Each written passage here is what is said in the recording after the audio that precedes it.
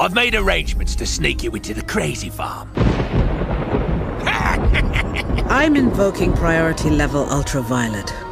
Assemble Task Force X. We have another suicide mission.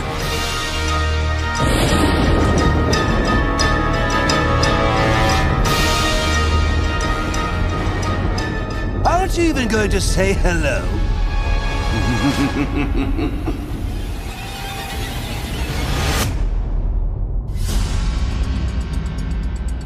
The movie takes place, I would say, maybe 2 years before the first video game, which is Arkham Asylum. So all the events that happened that the players have played in the video games are actually 2 years later. Since we're kind of a prequel to the very first game, we wanted to make sure we were filling any gaps that the games might have had between them. We wanted to be the glue that kind of fit those two puzzles together. Basically, the story is Amanda Waller pulls a bunch of criminals together to steal something that the Riddler has.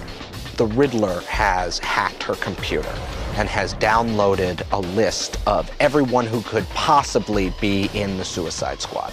He is then taken to Arkham Asylum, where a host of great, horrible characters are forced to kill him within Arkham Asylum. Arkham Asylum is kind of like Alcatraz. It's out in the middle of it's an island in the middle of the Gotham Bay. There's one entrance, which is this long bridge that leads to it, and it's isolated. With any kind of storytelling, it's only as good as the environment that it's in. We wanted the audience to feel the oppressiveness of what it's like to be trapped in Arkham Asylum with our heroes. We use its sense of foreboding, its haunted quality, the fact that it's a maximum security prison and an insane asylum.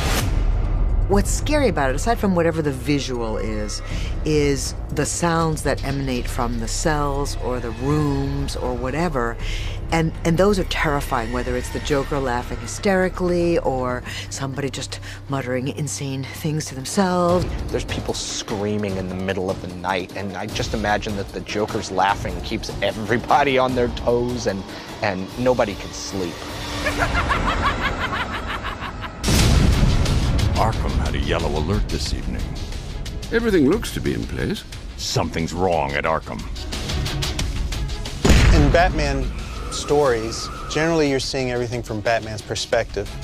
In this, Batman doesn't come into the story until a little later. And that's super fun, because the Batman movie is happening off camera. We get to follow the bad guys who are a little behind the scenes, and we go with them. That was the thing that got me into the project. As Suicide Squad, I was like, oh, sold. I am to please, Mr. Cobblepot. I was told you can get us into Arkham. I can indeed. Every film that I do, I always try to figure out a directing style. For this film, when I read the script, it was very different than what I was used to. As I started prepping for this film, I thought to myself, well, you know what? If I directed this a little differently, what if I directed this like a Guy Ritchie film? That's what we ended up doing, is we ended up making it feel like a very heist Italian Job type of film. The first step actually was picking the squad. That wasn't as easy as I thought it was going to be. In order for the audience to empathize with these characters, each character's motivations, each one of the villains' motivations is something you can relate to. There were some must-haves that I definitely wanted. I definitely wanted Deadshot. His thing was like he just wants to escape and find his daughter. Definitely wanted Captain Boomerang. It's what helps kind of raise the stakes, the fact that you automatically, right off the bat, you know that Captain Boomerang and Deadshot don't like each other. That gas explosion put the whole bloody asylum on yellow alert. In the writing of it, I thought, let's say you had Ocean's 11, but at every turn, Brad Pitt was trying to kill George Clooney. I could cut you to ribbons. Yeah, if you don't miss. And you're just trying to figure out, like, okay, now where is this gonna go? How is this gonna end? Oh, I've been looking all over for that. This is where it went. And I needed Harley Quinn because she's the only one who knows the layout of Arkham. What's so compelling about her is she's adorable. She's in love with the Joker, crazy in love. If he just says a kind word to her, she's in heaven. But she's deadly. She's vicious. She will kill in a second. You got it all wrong, baby. I was using them to help you escape.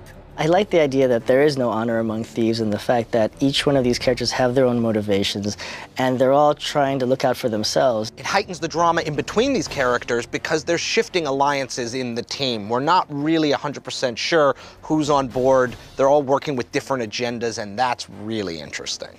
Of course, you have Joker, who I think is in a whole different class all to himself. Oh, guys, you gotta see this. Joker just spotted Harley.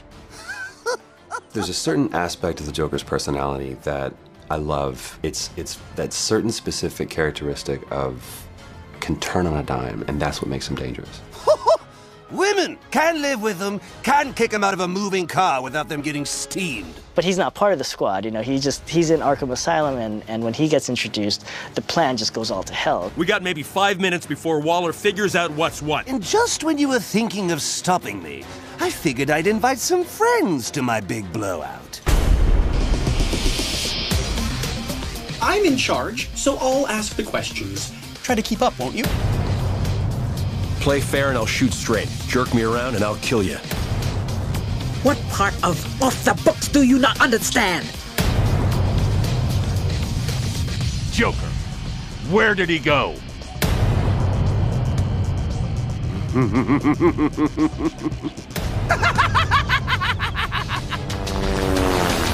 More cops. Choppers, too.